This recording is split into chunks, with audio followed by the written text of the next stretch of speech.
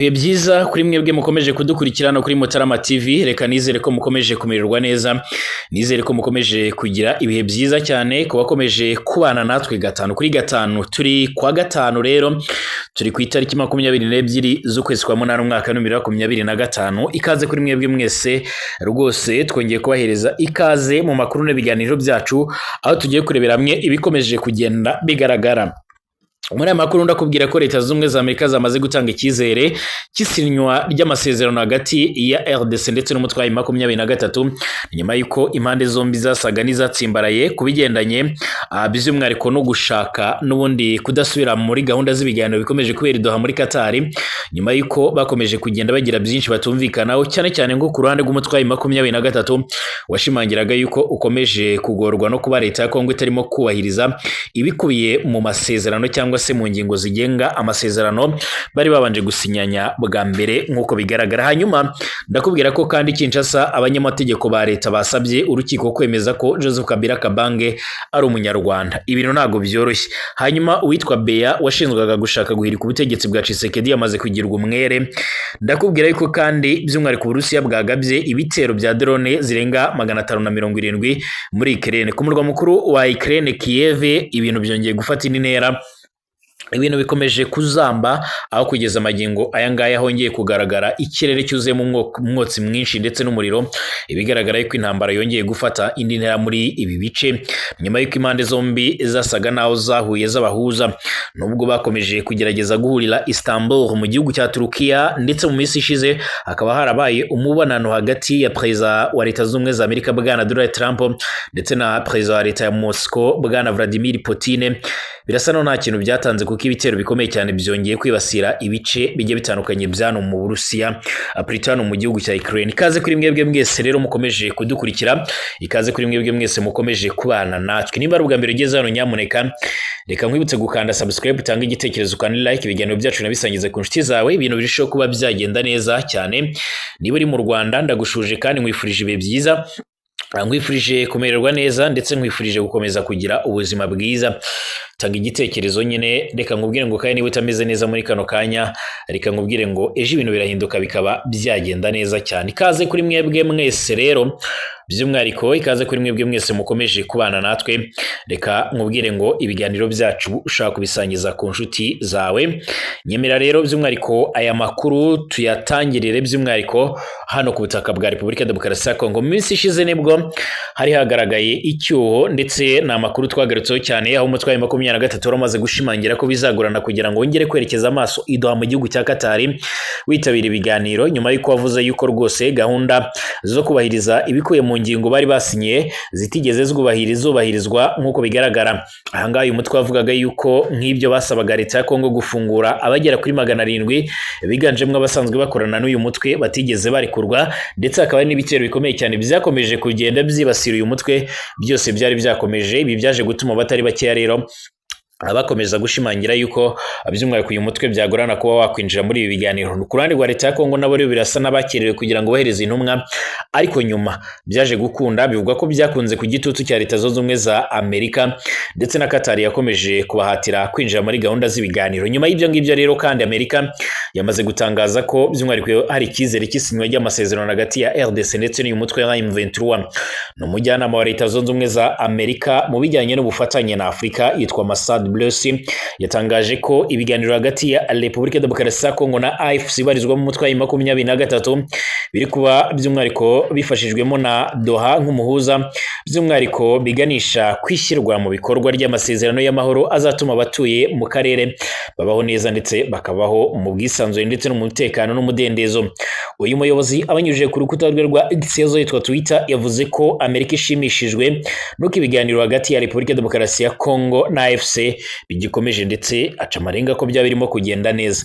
Atashingiwe by'umwihariko ku mahame yasinywe muri Nyakanga 2025 hagati ya RDC na M23, ibiganiro byo muri iki cyumweru ni intambwe ikomeye cyane mu rugendo rugana ku masezerano y'amahoro azafasha abaturage bo mu karere kubaho mu mahoro nyuma y'imyaka myinshi cyane y'intambara, mbere y'uko rero by'umwihariko impande zombi rero ziyemeza kongera by'umwihariko kohereza intumwa mu biganiro i Doha ku itariki ya 19 Kanama 2025. M23 kandi yagiye igaragaza kenshi ko by'umwihariko hari ingabo n'intwaro bikomeza gukwirakwizwa hafi y'ibice ikomeje kugenzura. Hari kandi ibikorwa by'urugomo bikorwa n'imitwe nk'abazana ndetse ikorana na FARDC. Uyu muyobozi yagize ati turongera gushimangira ubusabe bwacu bwo guhita bahagarika ibikorwa byo guhohotera by'ihohoterwa rikorerwa abasivile kandi bakanagaragaza ibikorwa rero bifatika bigamije gushigikira amahoro ndetse n'umutekano. AFC kandi yagaragaje ko leta ya Kongo yanze gufungura abantu bagera kuri 700 barimo abanyamuryango bayo ndetse n'abakekwaho kuba abanyamuryango bayo, ariko leta yo yasubije ko izabafungura nyuma yo gusinya amasezerano y'amahoro. Ibiganiro by'amahoro rero byari biteganyijwe gutangira ku itariki 8 Kanama ndetse n'amasezerano yagombaga gusinywa bitarenze ku itariki ya 18 Kanama, ariko byose ntibyabaye. Leta ya Katari yagaragaje ko yamenye imbogamizi zabayeho, ariko kandi ko iri gukora by'umwihariko iri gukorana n'impande zombi kugira ngo zumvikane ndetse zibashe kuba by'umwihariko zagera ku mahoro ndetse n'ituze. Nubwo AFC kandi yemeye kohereza intumwa muri Katari, yagaragaje ko ubutumwa by'umwihariko buzijyana bufite rero umurongo butagomba kurenga ibi bicamarenga ko igitsimbaraye ku cyemezo cyo kujya mu biganiro by'amahoro mu gihe abantu bayo baba batararikurwa. Leta ya Kongo kandi nayo yemeje ko intumwa zayo zagiye by'umwihariko guharanira inyungu za guverinoma by'umwihariko nk'uko bikomeje kugaragara. Ibi byose ni bimwe mu bintu bikomeje kugenda bituma benshi bashimangira ko iyi ntambara ku butaka bwa Kongo ishobora gukomeza gufata indi ntera. Hagati aho kandi abakurikiranira hafi ibera ku butaka bwa Kongo bakomeza gushimangira ndetse no kugaragaza neza yuko iyi ntambara ubwayo ikomeje guhindura ibintu, ndetse n'ubwo ibiganiro bikomeje kugaragara. Ku rundi ruhande byemezwa neza yuko intambara ikomeje gutegurwa, aho abacancuro baba bakomeje kugaragara muri Kivu y'Amajyepfo, cyane cyane mu mujyi wa Uvira, umujyi wa kabiri mu mijyi minini cyane igaragara hano mu ntara Kivu y'Amajyepfo, umujyi urimo ingabo nyinshi z'Abarundi FDNB n'ingabo za Kongo ndetse n'Abazalendo. Hanyuma rero abanyamategeko baharanira inyungu za Repubulika ya Demokarasi ya Kongo basabye urukiko rukuru rw'igisirikare by'umwihariko cy'iki gihugu guhamya Joseph Kabila ibyaha ashinzwa nk'umunyarwanda. Bahamya ko by'umwihariko yiyitiriye by'umwihariko Laurent Desire Kabila.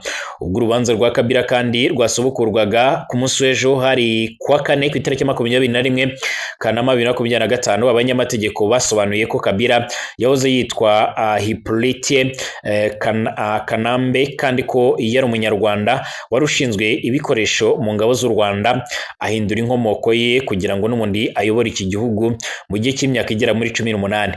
Umwe muri bo yagize ati muzi Yasser Arafat, umuyobozi wo muri Palestine.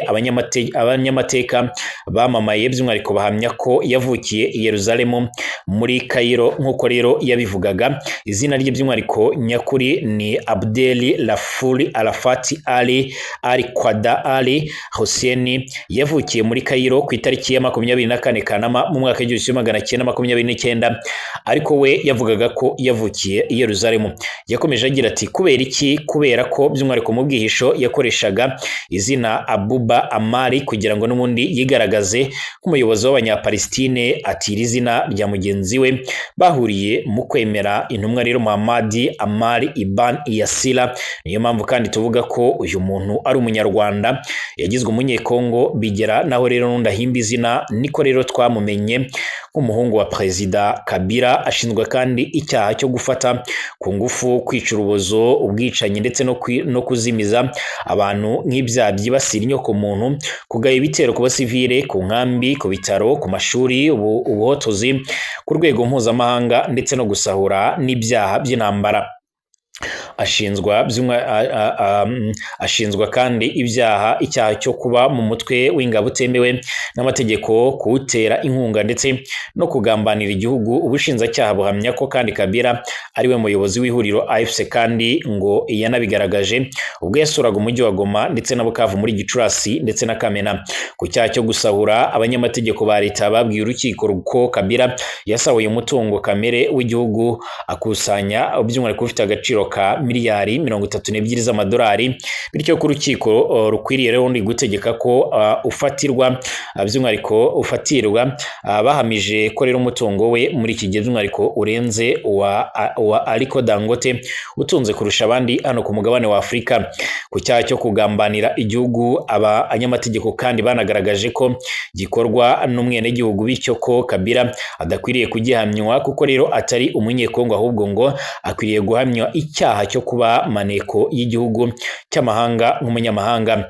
Mwiburanisha riheruka kandi ku itariki ya 7 Kanama, abanyamategeko nibwo batangiye by'umwihariko kubwira urukiko ko Kabila by'umwihariko ari ayitwa Kanambe.